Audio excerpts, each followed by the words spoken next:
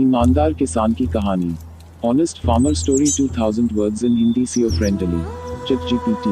ईमानदार किसान की कहानी। एक गांव में एक ईमानदार और मेहनती किसान रहता था। उसका नाम रामचंद्र था। वह गांव के सभी लोगों के बीच बहुत प्रिय था क्योंकि उसकी ईमानदारी और अपार मेहनत को सभी जानते थे। रामचंद्र अपने खेतों में प्यार से उपजाऊ माटी को हरा भरा बनाने के लिए निरंतर मेहनत करता था। रामचंद्र के पास अपार ज्ञान और अनुभव था जो उसे अद्भुत फसलें उगाने में मदद करता था। उसका खेत नहीं सिर्फ उनके परिवार के लिए खाद्य सामग्री की आपूर्ति करता था, बल्कि उसकी उत्पादन क्षमता ऐसी थी कि वह उसे बाजार में बेचकर भी अच्छी कमाई कर सकता था। यही कारण था कि अन्य किसान भी रामचंद्र से न सिर्फ नेत्रदान बल्कि उगाई हुई फसल को खरीदने के लिए भी उसके पास आते थे। रामचंद्र ने अपने खेतों में कभी भी कीटनाशक नहीं उपयोग किया था। वह जानता था कि इससे मिट्टी की गुणवत्ता को हानि पहुंचती है और फसलों की स्वास्थ्यवर्धक ऊर्जा घटा देती है। इसके बजाय उसने जीवामृत, कीटनाशक पौधों और प्राकृतिक खादों का उपयोग करके अपनी फसलों की देखभाल की। इससे उसकी फसलें स्वस्थ और उपजाऊ बनी रहती थीं। रामचंद्र ने अपनी फसलों के लिए पूरी देखभाल की। वह समय समय पर उन्हें पानी देने, खरपतवार से बचाने और उन्हें सुरक्षित रखने के लिए उन्हें नए नए तकनीकों का उपयोग करता था। उसने अपने खेतों में धान, गेहूं, जौ और सब्जियों की खेती की। उसकी फसलें हमेशा स्वादिष्ट और पोषण युक्त होती थीं, जिससे उसे बाजार में अच्छी कीमत मिलती थी। एक दिन गांव में बड़ा दुष्ट व्यापारी आया।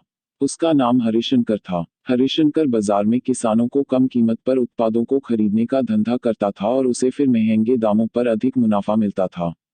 वह रामचंद्र के पास गया और उसे अपनी फसलों को सस्ते दाम पर बेचने के लिए कहा।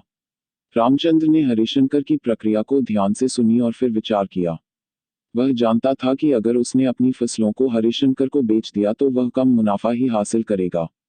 इसके बदले में रामचंद्र ने निर्णय लिया कि वह अपनी उत्पादन क्षमता का समर्पण करेगा और अपनी फसलें खुद बाजार में बेचेगा। रामचंद्र ने बाजार के नियमों को अच्छी तरह समझा और बाजार में अपनी फसलें बेचने के लिए गया। वह अपनी उत्पादन की गुणवत्ता पर विशेष ध्यान देते हुए उन्हें सुंदर तरीके से सजाकर और अच्छी पैकिंग करके बेचता था। उसकी फसलें बाजार में बहुत चहल पहल हुईं और उनकी गुणवत्ता की वजह से लोग उन्हें पसंद करने लगे। जल्द ही रामचंद्र की फसलें बाजार में चर्चा का विषय बन गईं। रामचंद्र का उत्पादन इतना प्रसिद्ध हो गया कि लोग खुद उसके खेतों के दर्शन करने गांव जाते थे। रामचंद्र ने इस अवसर का लाभ उठाते हुए गांव में पर्यटन की व्यवस्था शुरू की। वह अपने खेतों के आसपास एक छोटा सा पर्यटन स्थल खोला, जहां लोग उसकी खेती का दृश्य देख सकते थे और उसके खेतों का विवरण प्राप्त कर सकते थे। वहां आने वाले पर्यटकों को रामचंद्र ने अपने खेतों के बारे में विस्तार से बताया और उन्हें खेती के महत्व के बारे में शिक्षा दी। उसने देखा कि लोग उसके खेतों में दिलचस्पी ले रहे हैं और वह उनके सवालों का उत्तर देते हुए उन्हें खुश करने में सक्षम है। इस तरह रामचंद्र की खेती और पर्यटन व्यवस्था में वृद्धि हुई और उसकी कमाई भी बढ़ गई। यह उसके लिए न केवल आर्थिक रूप से फायदेमंद साबित हुआ, बल्कि इससे गांव के लोगों की आर्थिक स्थिति भी सुधारी गई। आजकल रामचंद्र की खेती और पर्यटन व्यवस्था पूरे देश में प्रसिद्ध हो गई है। वह गांव के लोगों के लिए न केवल एक मार्गदर्शक बन चुके हैं, बल्कि उनके लिए रोजगार का स्रोत भी बन गए हैं। यह कहानी हमें सिखाती है कि ईमानदारी, मेहनत और निष्ठा की शक्ति किसी भी व्यक्ति को सफलता की ऊंचाइयों तक पहुंचा सकती है।